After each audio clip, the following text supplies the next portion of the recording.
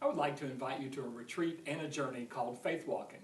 It's led by a team out of Houston, Texas. Jim Harrington is the author and the leader of this retreat. I first met Jim more than 5 years ago in Houston, Texas, when he made a presentation to a group of pastors.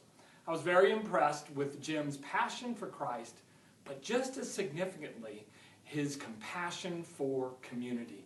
Jim is passionate about the world becoming the kind of place that God has in mind.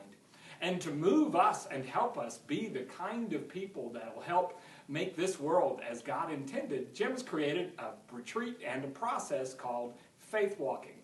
Our Faith Walking process will begin the weekend of September 21st through the 23rd here at the church.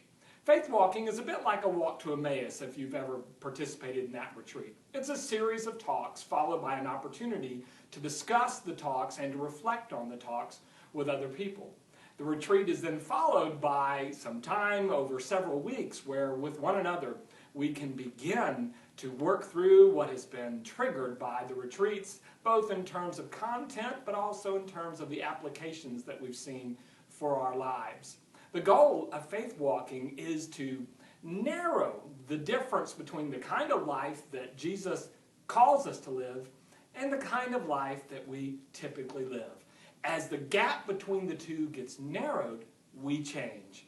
And Jim Harrington believes that as we change and are in the world for Christ, that the world will begin to change. He believes that a changed community starts with changed individuals. I think he may be right. And I believe that he is right so much that I invited him to come and lead this retreat. Our goal will be that as you begin to experience the change led by God in your life through this retreat and its follow-up, and then as you go into the world, you will see your world, you will see your community different.